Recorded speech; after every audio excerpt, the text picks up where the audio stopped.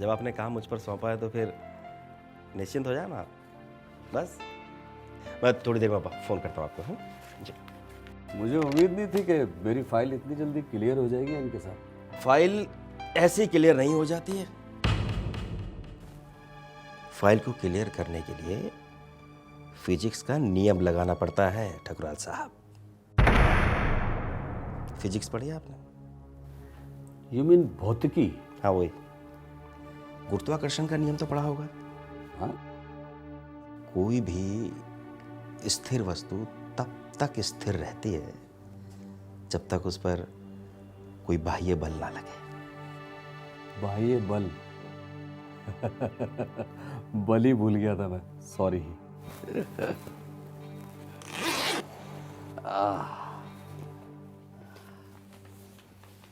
ये लीजिए बल।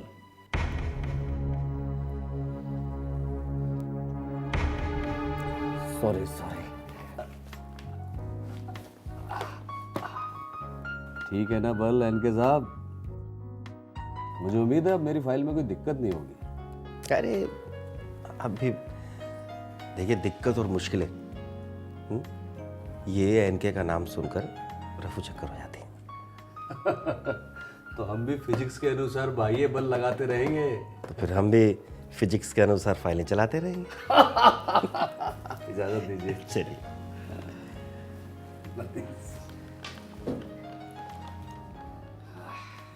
हाँ गुप्ता जी, अरे मैंने कहा ना, आप फिक्र मत कीजिए, हो जाएगा काम, हो जाएगा। लालच बुरी बला है।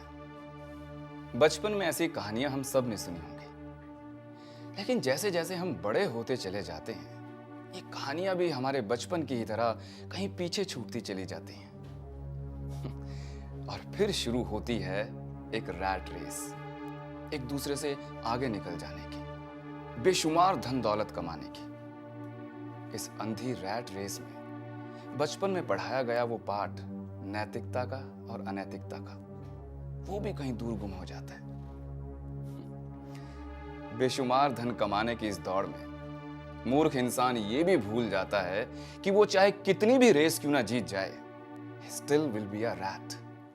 थोड़ा सा डिले हो रहा है बस, और कुछ ज़्यादा नहीं। करता हूँ ना। अच्छा ठीक है, ठीक है, ठीक है, जितनी जल्दी हो सकेगा मैं करता हूँ। ये हैं जनाब एनके सिंह साहब। बतौर इंस्पेक्टर एक सरकारी महकमे में कार्यरत हैं। इन्होंने अपनी तीव्र बुद्धि से बहुत जल्द पूरे सिस्टम को समझ लिया और हर वो शॉर्टकट अपनाया जिससे कि ये बेशुमार धन बटोर सके। और ऊपर से डिपार्टमेंट भी ऐसा जहां ऊपर नीचे की कमाई का सिलसिला एक आम बात थी। अच्छा सुनो, मेरी बात ध्यान से सुनो। आरती और प्रताप, तुम इस कंपनी यानी एपी प्राइवेट लिमिटेड के डायरेक्टर्स रहोगे, ठीक है? जी भैया। आरती सुन रही हो ना? और जितना भी रुपया मैं लेकर आऊँगा वो इसी कंपनी से रूट होगा। जी। एक बात का और ध्यान रखना कि इस कंपनी को हमें हमेशा प्रॉफिट में दिखाना है। जी भैया, ताकि ब्लैक मनी को वाइट किया जा सके। प्रताप तुम्हारे भाई ने ना पूरे डिपार्टमेंट को अपनी मुट्ठी में करके रखा हुआ है। अरे तभी तो मैं प्रमोशन के बाद भी अपग्रेड करा के अपनी सीट पर 30 साल से वहीं बैठा हूँ। भाई हर सिस्टम में लूपहोल्स होते हैं, हर सिस्टम में उंगलियों पर नाचता है यार, नचाने वाला चाहिए बस। वो मैं हूँ, एनके दा ग्रेट। क्या हुआ? तुम कुछ सुन नहीं रही हो? हाँ सुनो ना, क्या? NK the great. हैरानी की बात है, सरकार की एक पॉलिसी होते हुए कि सेंसिटिव और नॉन सेंसिटिव पोस्ट पर हर 3 या 4 साल में रोटेशन में तबादला यानी ट्रांसफर होना जरूरी है। फिर एनके सिंह 4, 6, 8 या 10 नहीं, बल्कि पूरे 30 सालों तक एक ही सीट पर कैसे चिपके रहे, जबकि नियमों के अनुसार ट्रांसफर होना जरूरी था। कहीं तो कुछ गलत था। हाँ हाँ हाँ ठीक है। नहीं, मैं आई कम इन सर? मैं बाद में बात करता हूँ। हाँ NK my hero my superstar. बैठो बैठो बैठो बैठो, कम कम कम कम। ये बताओ कैसे आना होगा? हाँ सर, वो आपके बेटे का एडमिशन हो गया। व्हाट? और वो भी उसके मनचाहे कॉलेज में। एनके तुमने कमाल कर दिया सच में भाई। मैं तुम्हारे ऋणी हो गया हमेशा के लिए। अरे सर, आप शर्मिंदा कर रहे हैं मुझे, ये तो मेरा फर्ज था। तुम नहीं समझोगे इनके भाई, इस काम के लिए मैंने कितने पापड़ बेले हैं। आप क्यों पापड़ बेलेंगे, वो भी मेरे होते हुए? नहीं सर। और एक बात और, भाभी जी के जन्मदिन की जो पार्टी है उसका इंतजाम मैं करूँ। नहीं नहीं तो तुम क्यों करोगे भाई? क्यों सर, भाभी जी है हमारी। नहीं लेकिन क्यों? सर प्लीज सर, सेवा का एक मौका तो दीजिए प्लीज। तुम नहीं मानोगे, जैसे तुम्हारी मर्जी। एक्सक्यूज मी सर, वो कमिश्नर साहब के यहाँ से। हेलो। हाँ हाँ मल्होत्रा साहब, क्या हाल है? हाँ नहीं, मैं तो ठीक हूँ, आप सुनाइए, आप कैसे हैं? अच्छा अच्छा अच्छा, कमिश्नर साहब की बेटी की शादी है। अच्छा, तो वो ये चाहते हैं कि शादी में बड़ी बड़ी गाड़ियों का काफिला हो। क्यों नहीं, बिल्कुल बिल्कुल। अरे सर आप, अरे मैं इतनी लंबी लंबी गाड़ियों की लाइन लगा दूंगा कि पार्किंग में जगह नहीं बचेगी। तो मेरे होते हुए आप कहीं और जाएंगे? अच्छा ठीक है सर, ठीक है। अच्छा मल्होत्रा जी, एक मिनट, वो मेरे बेटे की एजेंसी वाला वो जो काम है ना, वो प्लीज़ ज़रा देख लीजिएगा, हैं? ठीक है, thank you thank you. Sir मैं ज़रा चलूँगा, वो कमिश्नर साहब की बेटी की शादी है तो उसके लिए है सर। और सर, भाभी जी के जन्मदिन की पार्टी का इंतजाम मैं करूँगा। ठीक है, okay done. Okay sir, bye sir. न सिर्फ अपने डिपार्टमेंट में बल्कि एनके सिंह के नेटवर्क का जाल काफी ऊपर नीचे तक फैला हुआ था। करप्ट तरीके से कमाए गए धन से एनके के नाम की खुद अपने नाम दर्ज प्रॉपर्टीज की फाइल भी जरूरत से कुछ ज्यादा बड़ी हो चुकी थी।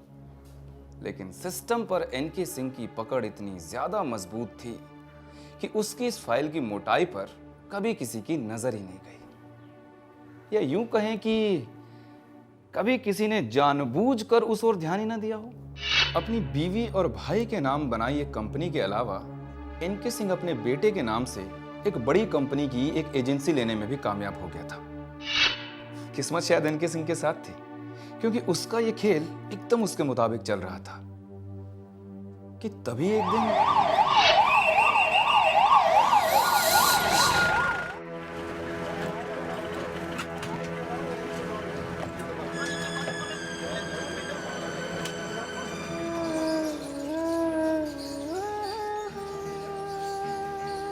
एक दिन एनके की बीवी को दिल का दौरा पड़ा। डॉक्टर्स ने बहुत कोशिश की, लेकिन वो चल बसी।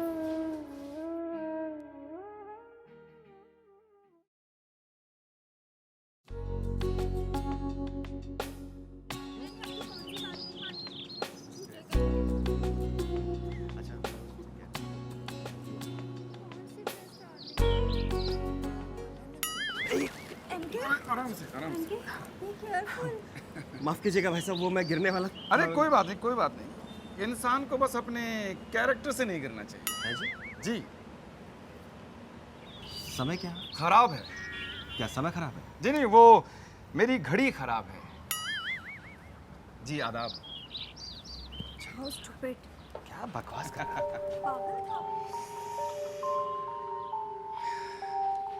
अभी एनके की पहली पत्नी की मौत को कुछ ही महीने गुजरे थे कि एक नौजवान मिडिल क्लास लड़की ने एनके के सामने शादी का प्रस्ताव रखा, जिसे एनके साहब ने फट स्वीकार भी कर लिया।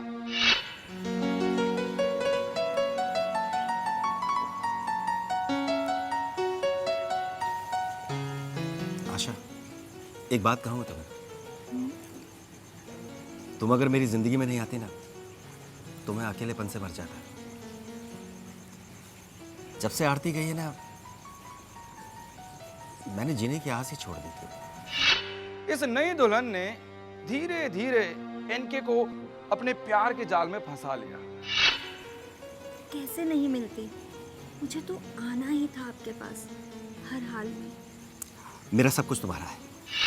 बस फिर क्या था।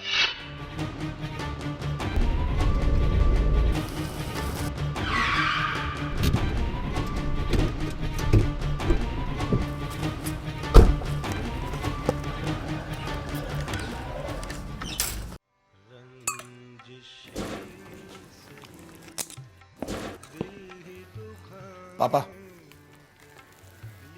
तुम क्या हो रहा है सब? What's going on, हाँ? क्या हो रहा है? पी रहा हूँ, खा रहा हूँ, और क्या हो रहा है? मैं इस सब की बात नहीं कर रहा हूँ। आप अपनी सारी प्रॉपर्टी और सारा पैसा उस आशा को कैसे दे सकते हो? आशा, तमीज तमीज से बोल, माँ है तेरी। हाँ, my foot। वो औरत डायन है, डायन। वो आपका सारा प्रॉपर्टी हड़प लेना चाहती है। डर कह रहा है उसे? तेरी औकात क्या है? क्या औकात है तेरी? जो तू खड़ा है ना, ये मेरी वजह से खड़ा है, मेरी वजह से। मैट्रिक में 3 बार फेल हुआ था तू, चौथी बार पैसा देकर पास करवाया तुझे मैंने। ये घूर क्या रहा है तू मुझे? चल चल निकल यहां से, निकल। दोबारा नजर मत आ जाना यहां, चल। जा रहा हूं, बहुत जल्दी वापस आऊंगा।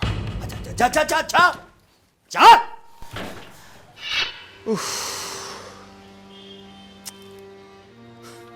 अब इसे आप क्या कहेंगे, किस्मत या कुछ और?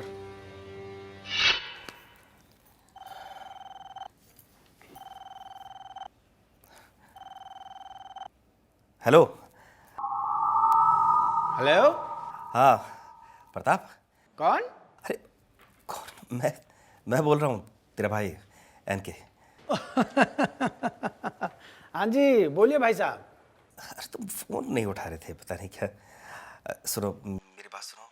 वो मुझे 20 लाख रुपए चाहिए, बहुत ज़रूरी है। और वो जो तुम्हारी भाभी और तुम्हारे नाम थी ना कंपनी है? कौन सी कंपनी? कौन सी कंपनी? अरे मजाक क्यों कर रहे हो प्रताप?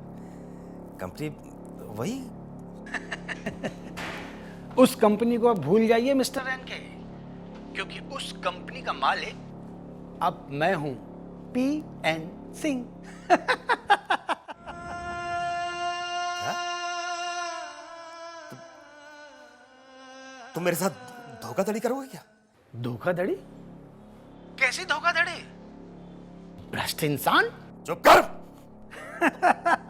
मेरे साथ ऐसी धोखाधड़ी नहीं कर सकता तू। जब पुलिस के डंडे पड़ेंगे ना, तब सीधा होगा तू। पुलिस? तुम जाओगे पुलिस के पास? तुम नहीं जा सकते पुलिस के पास, लेकिन मैं जरूर जाऊंगा पुलिस के पास। देख मेरे भाई। कौन भाई? किसका भाई? देखो मिस्टर एनके, जहां पैसा है इनके पैसा, वहां कोई भाई नहीं, बीवी नहीं, मां नहीं, बाप नहीं। आज के समय में पैसा ही धर्म है, सिर्फ और सिर्फ पैसा। हाँ? मैं प्रताप। अब देखो इनके, तुमने सालों रिश्वतखोरी की कमाई की, सरकार को और जनता को तुमने तबीयत से लूटा। अब एक लुटेरे को अगर किसी दूसरे लुटेरे ने लूट लिया तो इसमें गलत क्या है एनके? मैं तू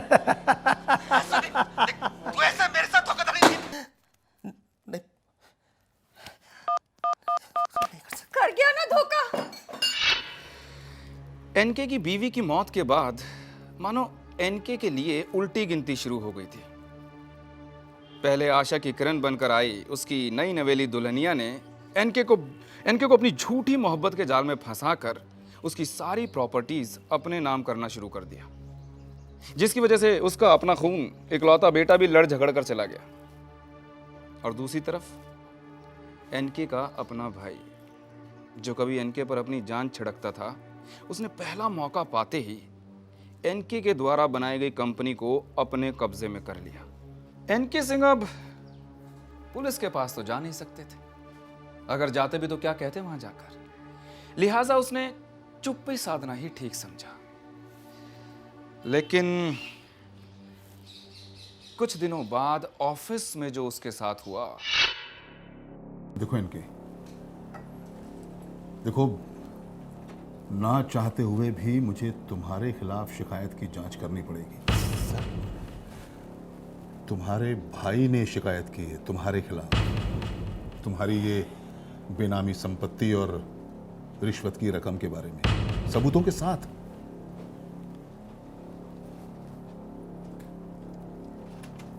आई एम सॉरी टू से, बट तुम्हारे खिलाफ केस तो बनता है भाई, केस तो बनता है। तो सर अब आप क्या करेंगे? कार्रवाई करनी पड़ेगी भाई, हाँ। और वो कार्रवाई ये है कि मैं इस शिकायत को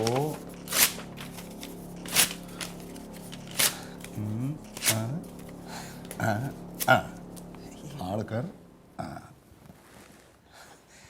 sir thank you sir, thank you sir. इनके तुम्हारे बहुत एहसान है मुझ पर। देखो तुम्हारे भाई ने शिकायत तो मुझे दी, लेकिन रिसीविंग लेना भूल गया और मैंने शिकायत को फाड़ कर एक्शन ले लिया। Thank you sir.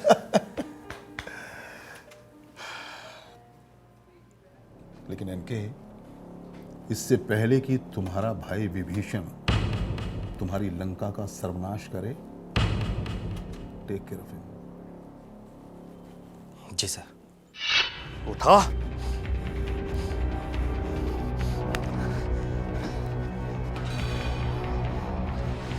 उठा।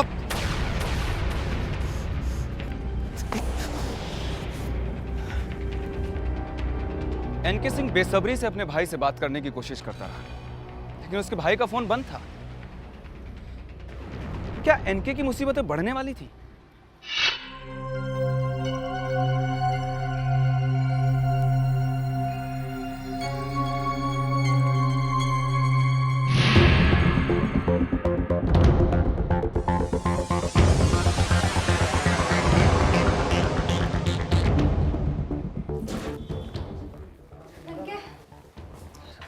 मैडम प्लीज, मैडम प्लीज आप बैठिए। आइए आइए सिंह साहब। Welcome mister Singh. आप लोग कौन हैं? From CBI.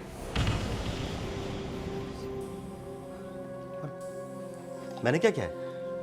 ये पूछिए कि क्या नहीं किया है। मिस्टर सिंह, ये इतनी मोटी फाइल आपकी बेनाम प्रॉपर्टी, बैंक लॉकर्स और जगह जगह काले धन के इन्वेस्टमेंट की है। देखिए ऑफिसर, आपको गलतफहमी हुई है। वो क्या है कि मेरा छोटा भाई मुझसे जलता है, तो उसने झूठी शिकायत की है मुझे बदनाम करने के लिए। लेकिन मिस्टर सिंह, आपकी काली करतूतों का ये काला चिट्ठा आपके भाई ने हमें नहीं दिया है।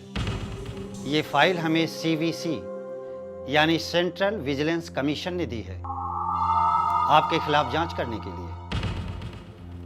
CVC समझ गए? या खुल के बताऊं? वहां किसने शिकायत की?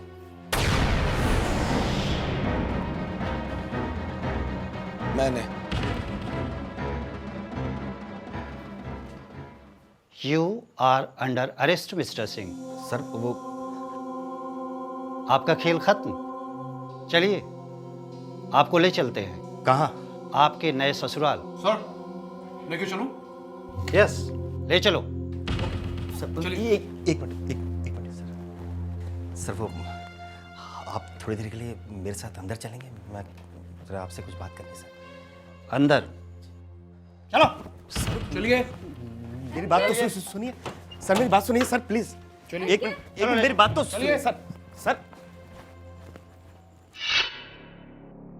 तो ये था एनके सिंह की अंधी दौड़ का भयानक अंत। इतनी खुराफात, नैतिकता और अपनी इज्जत को दांव पर लगाकर की गई काली कमाई ने आखिर एनके सिंह को क्या दिया? पहले बीवी जो डिप्रेशन में रहा करती थी, एक दिन दिल के दौरे से चल बसी। दूसरी बीवी ने अपने झूठे प्यार के जाल में फंसाकर एनके सिंह की आधी से ज्यादा कमाई अपने नाम कर ली। और उसका लक्ष्मण जैसा भाई पहला मौका मिलते ही उसने एनके के द्वारा बनाई हुई कंपनी को अपने कब्जे में ले लिया। मतलब इस काली कमाई ने एक भाई को दूसरे भाई का दुश्मन बना दिया।